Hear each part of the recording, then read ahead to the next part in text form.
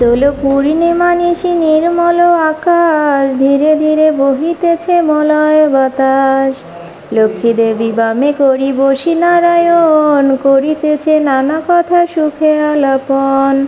হেনকালে বীণা নিয়ে আসি মুনিবর, নারায়ণের সাক্ষাতে কহিল বিস্তর। তারপর করজোড়ে করিয়া প্রণতি, কহিল না